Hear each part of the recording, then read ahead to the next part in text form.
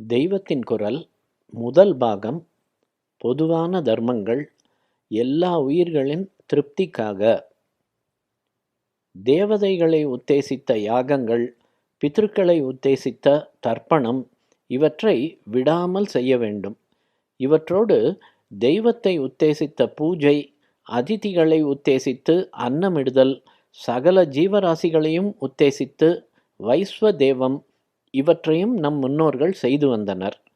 நீங்கள் இவற்றை செய்கிறீர்களோ இல்லையோ, காதினாலாவது இவற்றை பற்றி கேட்டால் நல்லது. எத்தனையோ படித்திருக்கிறீர்கள், படிக்கிறீர்கள், எந்தெந்த தேசத்து சரித்திரங்களையோ தெரிந்து கொண்டிருக்கிறீர்கள். நம் தேசத்தில் யுகாந்தரமாக இருந்து வந்த தர்மங்களையும் அவற்றின் பெயர்களையுமாவது நீங்கள் தெரிந்து கொள்ள வேண்டும் என்றே இதை சொல்கிறேன். வைஸ்வதேவம் என்பது இவற்றில் ஒன்று. அது என்ன என்று சொல்கிறேன். நமக்கு இந்த உடம்பு இருப்பதால் எத்தனை ஜீவராசிகளுக்கு எத்தனை உபத்திரவம் விளைவிக்கிறோம். நம் வீட்டை சுத்தமாக வைத்திருப்பதாக பெருமையுடன் எண்ணுகிறோம். ஆனால் யோசித்து பார்த்தால் ஒவ்வொரு வீடும் ஒரு கசாப்பு கடையாகத்தான் இருக்க வேண்டியிருக்கிறது. ஒரு கசாப்பு கடை அல்ல, 5 கசாப்பு கடைகள் என்கிறது தர்மசாஸ்திரம். அந்த 5 என்ன? பஞ்சசூனா கிரகஸ்தஸ்ய வர்த்தந்தே அஹரஹ சதா கண்டினி பேஷணி சுல்லி ஜலகும்ப உபஸ்கரஹ. அரிவாள் மனை கண்டினி ஒரு கசாப்பு கடை. அதில் தானே காய்கறிகளை நறுக்குகிறோம். காய்கறிகளும் உயிர் உள்ளவைதாம். அவற்றை வதைக்கும் இடம் ஒரு கசாப்பு கடை. இரண்டாவது அம்மி, எந்திரம், உரல், நெல் மெஷின் இத்தியாதி. பேஷணி. இவற்றில்தான் கருணையே இல்லாமல் தானியங்களை அரைக்கிறோம். இங்கே மாமிச போஜனக்காரர்கள் எழுப்புகிற ஒரு ஆட்சேபனைக்கு பதில் சொல்ல வேண்டும். நாங்கள் சாப்பிடுகிற ஆடு, மாடு, கோழிகள் மாதிரி நீங்கள் சாப்பிடுகிற காய்கறி, தானியாதிகளுக்கும் உயிர் இருக்கத்தானே செய்கிறது என்று அவர்கள் சைவ போஜனக்காரர்களை கேட்கிறார்கள். வாஸ்தவம்.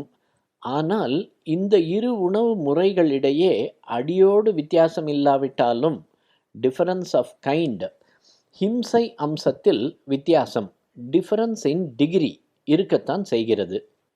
தாவரங்களுக்கு உயிரும் உணர்ச்சியும் இருப்பது வாஸ்தவம்தான் என்றாலும் மனுஷர்களுக்கும் மிருக பட்சிகளுக்கும் உள்ள அளவுக்கு டிகிரி, அவற்றுக்கு வலி, பெயின் என்ற உணர்ச்சி கிடையாது. இதை சயின்ஸ் படி அளவு எடுத்து கண்டுபிடித்திருக்கிறார்கள். அதுவும் தவிர அநேகமாக கீரை மாதிரி சிலவற்றைத்தான் வேரோடு எடுத்து சாப்பிடுகிறோமே தவிர மற்ற செடிகளின் உயிரை வதைக்காமல் தான் அதிலிருந்து காய்கறிகளை மட்டும் பறித்து கொள்கிறோம்.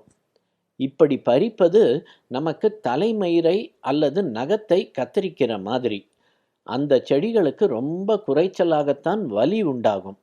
இற்று போயிருக்கிற பழத்தை மட்டும் புசிப்பதாலோ இந்த அளவுக்கு கூட தாவர வர்க்கத்துக்கு துன்பம் இல்லை. பயிர்கள் நன்றாக முற்றி சாய்ந்த பிற்பாடுதான் அவற்றை அடித்து தானியங்களை எடுத்துக்கொள்கிறோம்.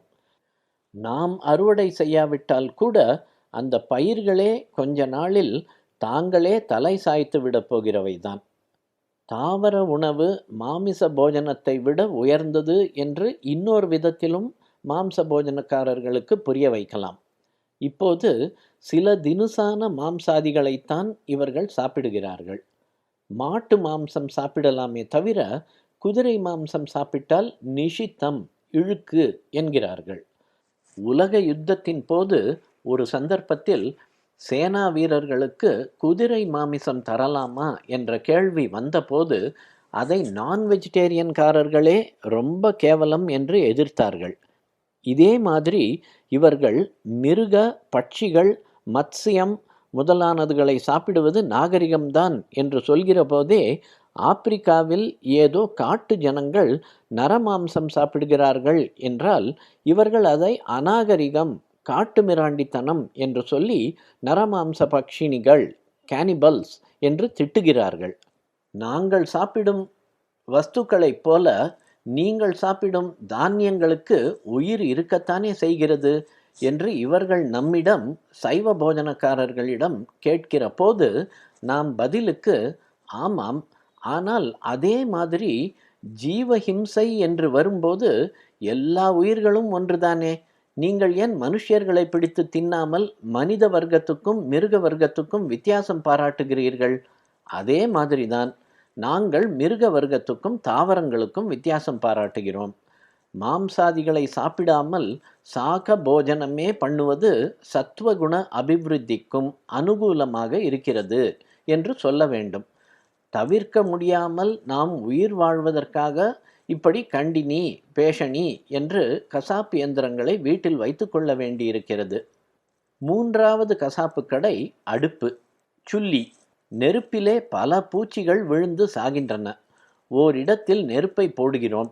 அங்கே ஓர் எறும்பு ஊர்ந்து கொண்டிருக்கும். நெருப்பு பட்டவுடன் அது பொசுங்கி போகிறது. இப்படியே குடத்தை ஓரிடத்தில் வைக்கிறோம். கீழே எறும்போ வேறு ஏதாவது பூச்சியோ இருந்தால் நசுங்கி போகிறது. குடம் முதலிய பாத்திரங்களில் ஈரம் இருப்பதால் வெயில் காலத்தில் எறும்பு முதலியன அதை மொய்த்து கொள்கின்றன. அவற்றை நாம் கொல்ல நேருகிறது. இதனால் ஜலகும்பத்தையும் ஒரு கசாப்பு கடையாக வைத்தார்கள். கடைசியில் உபஸ்கரம் என்பது ஒரு கசாப்பு கடை. உபஸ்கரம் என்றால் துடைப்பை கட்டை. பெருக்கும்போது எத்தனை ஜீவராசிகளை வதைக்கிறோம்! இப்படி 5 கசாப்பு மெஷின்கள் நம் வீடுகளில் இருக்கின்றன. நமக்கு தீங்கு செய்கிற பிராணிகளுக்கு கூட நாம் பதிலுக்கு தீங்கு செய்யக்கூடாது. இங்கேயோ தீங்கு செய்பவற்றோடு ஒரு தீங்கும் இழைக்காத பிராணிகளையும் நாம் இத்தனை ஹிம்சைக்கு ஆளாக்க நேருகிறது. யோசித்து பார்த்தால் இத்தனை ஜீவராசிகளுக்கு இத்தனை உபத்திரவத்தை உண்டாக்கி கொண்டு வயிற்றை வளர்க்கிறோமே என்று துக்கம் உண்டாகிறது. ஆனால் இதெல்லாம் நம்மால் தவிர்க்க முடியாத விஷயங்கள். நாம் வேண்டுமென்று இவற்றை கொல்லவில்லை. எனவே நம்மை மீறி செய்கிற இந்த தோஷங்களுக்கு பிராயச்சித்தம் உண்டு. அப்படி செய்கிற பிராயச்சித்தமே வைஸ்வதேவம் என்பது. நம்மால் ஹிம்சைக்கு ஆளான ஜீவராசிகளுக்கெல்லாம் நல்ல கதி கிடைக்க வேண்டும், நம்மை பகவான் மன்னிக்க வேண்டும் என்ற எண்ணத்துடன் எல்லா உயிர்களின் திருப்திக்காகவும் பலி கொடுக்கப்படுகிறது. இந்த விசுவத்தில் எவ்வளவு பிராணிகள் உண்டோ, நாய், காக்கை, சமூக பிரஷ்டன் உள்பட எல்லாருக்கும் எல்லாவற்றுக்கும் வைஸ்வதேவத்தில் பலி உண்டு. வைஸ்வதேவம் செய்தால் நாம் செய்கிற பல தோஷங்கள் விலகும். பல உயிர்களுக்கு ஆகாரம் கிடைக்கும். பூத யஜ்ஞமான இந்த வைஸ்வதேவம் பூஜை, ஹோமம் முதலிய தேவ யஜ்ஞம், மனுஷ்ய யஜ்ஞம், விருந்தோம்பல், பித்ரு யஜ்ஞம், தர்ப்பணம் முதலியவற்றோடு தான் கற்று பயன் பெற்ற வேதத்தை நிச்சயமாக இன்னொருத்தருக்கு கற்பிக்கிறதாகிய பிரம்ம யஜ்ஞம் என்கிற ஞான வேள்வியும் செய்ய வேண்டும் என்று விதி. இந்த பஞ்ச மகா யஜ்ஞங்கள் அனைத்தையும் பிரம்மபுத்திரர்களான ரிஷிகள் முதற்கொண்டு யாவரும் யுகம் யுகமாக பண்ணி கொண்டு வந்தார்கள். ஆதி காலத்திலிருந்து நம் தாத்தா காலம் வரையில் சாஸ்திர பிரகாரம் எல்லோரும் இவற்றை ஒழுங்காக செய்து வந்தார்கள். பிரளய காலம் வரையில் இவை அவிச்சின்னமாக முறிவுபடாமல் நடந்து வர வேண்டும். ஆனால் நம் நாளில் இந்த இழையை கத்தரித்துவிட்ட பாக்கியத்தை அடைந்திருக்கிறோம்.